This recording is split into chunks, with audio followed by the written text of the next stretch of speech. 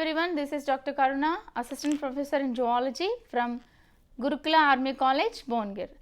As a continuation to the previous class, today we are going to learn about Dipnoi fishes affinities with other classes like Osteichthyes, Condictyes and others, and also we are going to learn about the scales, what are scales, types of scales and also the caudal fins. Initially, let us see what is the classification of phylum Chordata. As we have seen in the previous class, phylum Chordata, it has the subphylum Vertebrata. Vertebrata has two divisions, Agnatha and Gnathostomata. Agnatha again it has one of the classes called Cyclostomata, and Gnathostomata has a superclass. It has two superclasses, fishes. It bears the fins and tetrapods bears the limbs. That is the main difference why it is fishes are included as fishes, because they possess the fins, and the tetrapods, tetra means 4, poda means legs. So, 4 limbs are present, so they are called as tetrapods. So, let us see, as we are learning about the fishes, let us see what are fishes. Here in fishes we have 3 main classes, that Condictyes, Osteichthyes and also Placodermi. See, in the previous class this we have seen. So, class Placodermi, class Condictyes and class Osteichthyes. Again these are divided into different other orders, and some of them have subclasses and some have super orders and also orders. Today we are going to discuss more about the Dipnoi. So, let us see what is the simple classification of the Dipnoi fishes. See, the Dipnoi fishes, they belong to the superclass fishes. They come under the class Osteichthyes and they come under the subclass class Crossopterygii, and they come under the order Dipnoi. Dipnoi is an order, it includes the lungfishes.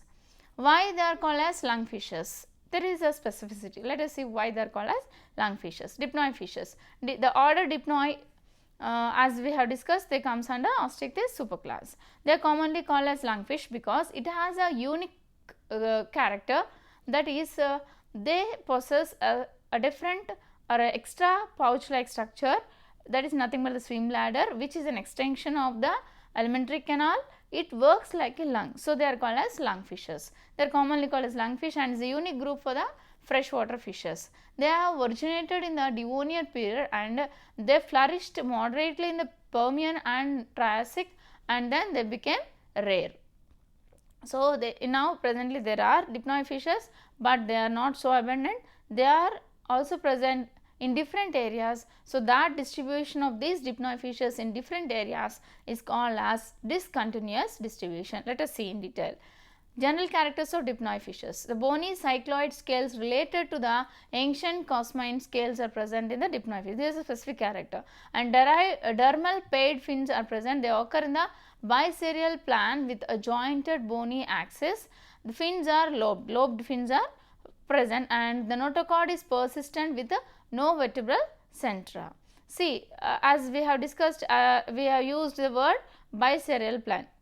Here is the explanation for biserial fin plan. The fins has a central axis, elongated bony or cartilaginous, and this has small rays will arise from the central axis, or they are called as radials, and they occur on the both sides. So, these are called as bilateral radiations, and as they all look like a wing or a leaf like structure, they are called as a biserial archipterygium. Pterygium means pterygium is nothing but it is a like a wing. Okay, it is a primitive feature found in ancient lobe fin fish and survives today in Dipnoi fishes. It's not the present character, the previous primitive means ancient character. It is observed as the evolutionary transition from fish fins to the limbs of land dwelling tetrapods. Respiratory system. The Dipnoians are commonly known as lungfishes because they breathe not only by gills but also they have, means here the respiratory organs are not directly lungs, but the lungs are additional to the gills. That means gills are also present and at the same time lungs are also present. So, lungs work as accessory respiratory organs. That means not always the respiration occurs through lungs, but in need or indeed when there is a requirement of the usage of the air, the terrestrial air, or when they need to take from air from the atmosphere, in those times they use the lungs. So, in rest of the time when they live in the or when they reside in the water, they respire through the gills. So, now Dipnoi possess a single or double outgrowth from the gut, they are called as air or swim bladder. The functions are effectively the lung. This swim bladder or air bladder also function as the lung, and pulmonary system is well developed, as these two are playing the role, that is pulmonary system, that means gills work as a pulmonary system, and also lungs play as the pulmonary system, gills as bronchial system and lungs as a pulmonary system. Here we can view clearly what is what. This is the swim bladder, in general it is also called as air bladder. This is the Dipnoi fish, and this is the extension how the lung like structure arised from the alimentary canal. This is the alimentary canal of the fish. Okay. Now, let us see. The jaw suspension is autostylic. In the gut there is no distinct stomach, and the intestine is with a spiral valve. As in the previous class, as we have discussed, spiral valve is nothing but the foldings of the intestine like a spiraled paper.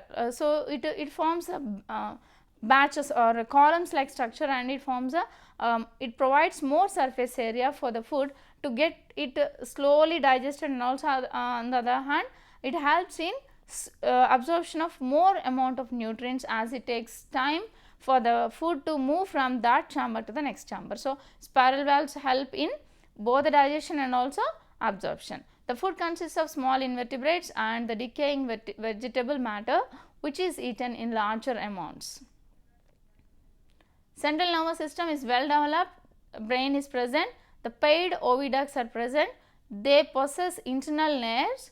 In male, vasa efferentia carries sperms through the excreted tubules of the mesonephrons. In this picture you can find the structure of the brain. The peculiar heart of Dipnoi. The Dipnoi fishes, they also possess the heart, which is again they possess the auricle, which is partly divided. In general, in normal fishes what we see means commonly in heart only one auricle and one ventricle will be present. But in the case of as a small evolutionary step, means development from the single chambered or two chambered to a partially divided three chambered heart, this Dipnoi fishes possess partially divided auricle. They receive the blood from the lungs, and atrium and sinus venosus are imperfectly divided into two parts. Conus arteriosus is spirally twisted and divided by a longitudinal partition. Lungfishes are found in three specific regions of the world. They are Australia, South America and South Africa.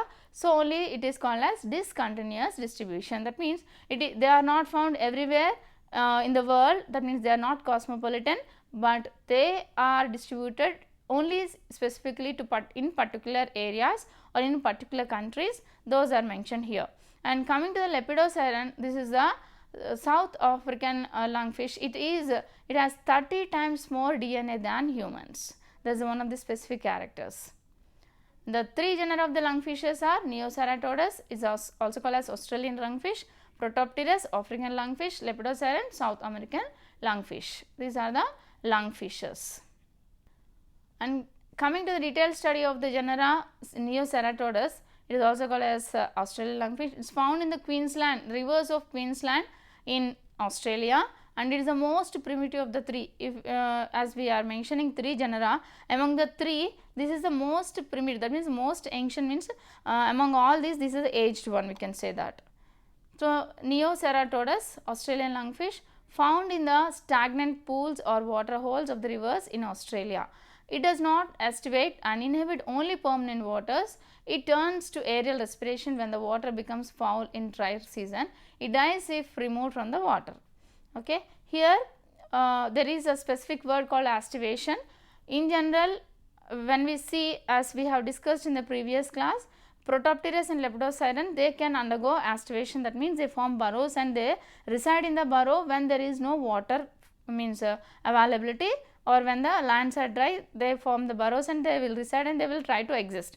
But in the case of Neoceratodus, it exists only in the stagnant waters, that means the water which is present stably at one place, and it will not survive if it is taken out of the water. Even though when the water is not good, but it will reside in that water only, but in those times instead of using gills it uses lungs for respiration. Neoceratodus, its length is about 5 feet and the scales are of cycloid type scales. 5 pairs of gill slits are present. Paired fins are leaf like. The male does not possess vascular pelvic filaments. Fins are well developed, that well developed fins are called as Archaepterygia, and air bladder is single, that is single lung is present, it is considered as a lung. Kidneys are more elongate and larva is devoid of external gills. Dipnoi fishes. In this, the second coming genera is Protopterus. It is also called as African lungfish as it is found in Africa. It is found in the rivers of West Africa. It is found in the swamps near the rivers, and its length is about 7 feet. Its specimen is recorded. In general, commonly it is about 5 feet, but one of the specimens was recorded as 7 feet. It also aestivates during the dry season in a cocoon perforated by a hole. That means it forms a cover like structure. As we see in the case of larval forms or insects, they form the cocoons. In the same way, this fish also forms a cocoon, a layer around its body to protect from the heat outside, and to that cocoon it will be having a hole to which helps in respiration. Okay. The scales are of cycloid type and very small. 4 pairs of gill slits are present. Paired fins are reduced and are long filament like. Fin rays are absent, no fin rays. Okay, fin rays are absent because the fins are as in the filiform, they do not have rays. Male does not possess the vascular filaments or pelvic fins. Kidneys are not so long. Air bladder doubles. Okay, that means we can consider them as 2 lungs, and larva is 4 pairs of external gills are present in the larva. Protopterus, as we have discussed, it undergoes aestivation. See, this is the burrow where the Protopterus fish is residing. In this case, when there is a water scarcity or when the area where it is residing is getting dried, then that fish will slowly burrow into the earth and deep into the earth, and it will reside in that and around that it will secrete a cocoon, and to that cocoon it makes a hole so that it can breathe easily. And also to exist in the burrow, it tries to retain the moisture, and also it slows down the metabolism until it comes again into contact with the water. This is one of the burrows example. You can find this. This is the Protopterus. It is inside the burrow. And coming to the next lungfish, that is Lepidosiren. It is also called as South American lungfish. It inhabits the swamps of the Amazon basin and in subtropical climate with a temperature ranging from 24 to 28 degrees centigrade. This is South American lungfish, and this length will be about 4 feet. It also undergoes aestivation. During the dry season it will burrow, and it undergoes it forms the burrows and undergoes aestivation. The entrance of the burrow is plugged with a mud stopper ventilated by several round holes. So, it is using the technology even. So, Lepidosiren, the scales are cycloid type. In this picture you can see how the scales are arranged. 5 pairs of gill slits are present. Paired fins are reduced to stelliform appendages. See, they are not like fins, but they are like threads. So, this type of fins are called as styliform appendages. During breeding season, the pelvic fins of the male develop the accessory gills. Fins are reduced in the case of Lepidosiren, and air bladder is double, that means 2 lungs are present. Kidneys are not so long. Larva possesses 4 pairs of external gills. In this picture you can see the external gills. These are the gills which are like a leaf. Dipnoi fishes, affinities and evolutionary significance. As we are discussing up till now, we have discussed about the Dipnoi fishes. So, regarding the affinities, the word affinity means similarities. Here the similarities with the fishes. Commonly the Dipnoi fishes show some similarities with the common fishes, and also similarities with the classes, different classes. Let us see what are the affinities with the fishes. Spindle shaped eel like body, as we all know fishes are spindle shaped, that is a long eel like body is present. Skull is with ossification, that means made up of calcium. Next, body covered with the scales, especially the scales which are present are cycloid scales, and paired gill slits are present, and presence of paired fins are also present.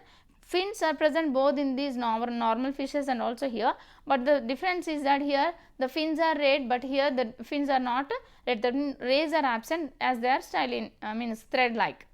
Okay. Branchial respiration, branchial means gill, gill respiration, the respiration which is occurring here is in common in normal fishes, gill respiration occurs, that is also called as branchial respiration. If respiration is through lungs, it is called as pulmonary.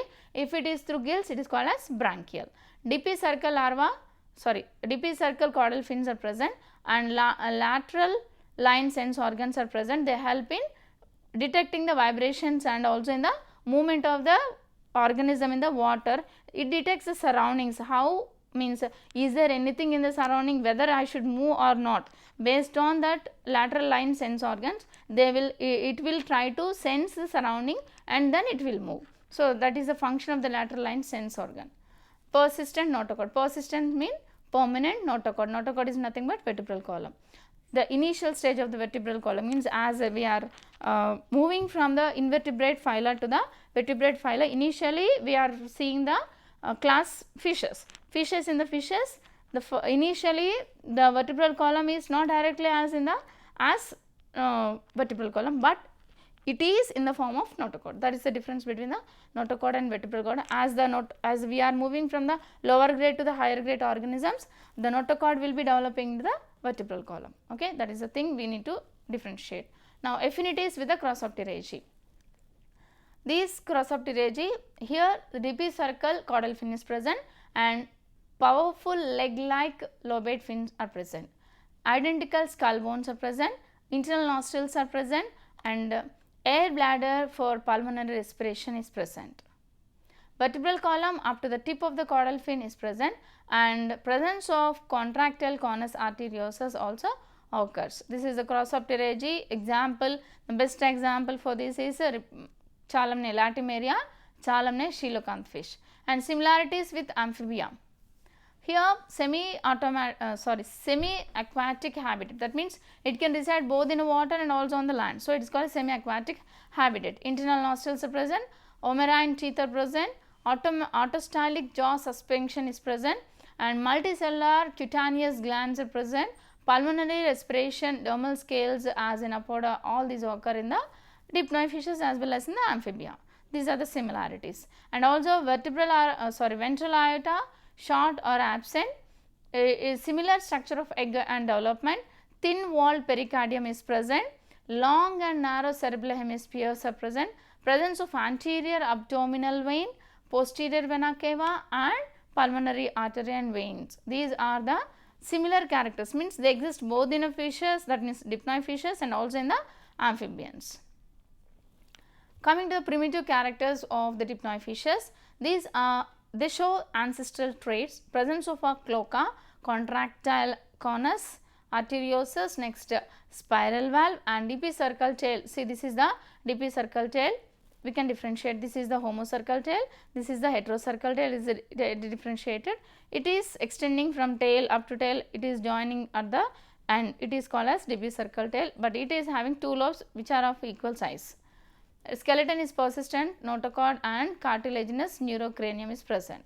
Coming to secondary specialized characters, neurocranium is cartilaginous with no ossification, maxilla and premaxilla are absent from the skull, anterior vertebrae are fused with the skull, dentation is peculiar and is in the form of tooth plates, lungs are dorsal in position. Now, let us discuss what are the scales. Scales of the fishes, this is the specific thing, easily we can find the scales in the fishes. Let us see. Scales are nothing but they are dermal plates, or they are covering, outer covering or protective layer of the fish are the scales. Fish scales are small rigid dermal plates covering most fish, acting as protective armor. Armor means it is a coat like structure. against predators, parasites and environmental damage. Primarily composed of collagen and hydroxyapatite. These overlapping structures enhance the hydrodynamics and flexibility. Types of scales include, there are mainly 5 types of scales are there. They are cycloid, which are smooth; ctenoid, they are spiny, means there's in their structure they raise like a spines; and placoid, they are shark teeth like shaped; and ganoid, these are diamond shaped. Let us see in detail. So, as we are saying the scale, one thing is they are helpful in protection, is they protect the body of the fish from parasites, infections and also entry of excess of water. All these can be the uses of fish scales. We have another use also, that is nothing but based on the scales, that concentric circles which are present in the scale, the age of the fish can be determined. Here in this picture you can see, based on the concentric circles, how the age is determined. If single ring is present, they are, that fish are of about 1 year. If 2 rings are there, 2 years. If 3 are present, 3 years, like that. Based on the number of the rings, as we see in the trees, annual rings will be there in the trees. In the same way, in the fishes also we have the rings. Based on that rings in the scale, we will be deciding the age of that particular fish. Some of the scales are also modified, like dorsal fin spines of the dogfish. These are the modified dorsal fins which are present in the sharks are modified scales. Stinging tails spines are the modified scales of the stingrays, and saw teeth which are present in the saw sharks are the modified form of scales. And also the lateral line system is also modified. They are also a modified form of the scales, where the scales possess the holes to just communicate or bring the water into contact with the body of the fish. So, this lateral line system is also modified for helping or to control the body of the fish in order to based on the surrounding environmental conditions. So, these are the lateral line system also modified scales. These are the different types of the scales in the fishes. This is the cosmoid scale, placoid scale, ganoid scale, cycloid scale and ctenoid scale. Let us see the examples in which type of scales are present in which fishes. As we have discussed, we have chondrichthyes, osteichthyes, and again in the chondrichthyes, in the osteichthyes we have two classes. Here in chondrichthyes, example shark and ray. Here we have, in the sharks we find placoid scales. In the case of coelacanth latimeria fish, they are lobed fin fishes, the cosmoid scales are present. And in the actinopterygii, ancient fishes, here sturgeon, here ganoid scales are present. And in the salmon or carp fishes, cycloid scales are present. And in the case of spiny fins rays are present in perches and sea bases, ctenoid scales are present. Placoid scales, the structure. In this picture we can find the shape of the placoid scale. They have possess the specific thing is that placoid scales resemble the teeth. See, it consists of a rhomboidal basal plate embedded in the dermis and a flat trident spine projecting through the epidermis.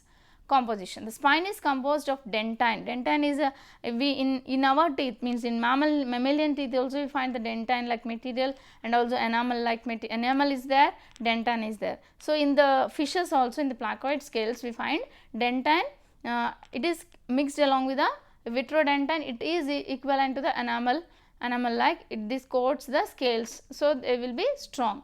Pulp cavity also will be present. This contains odontoblast cells. Odontoblast means related to teeth. Blood vessels are present and nerve endings are present. These are the picture. This is the picture which is showing the placoid scale.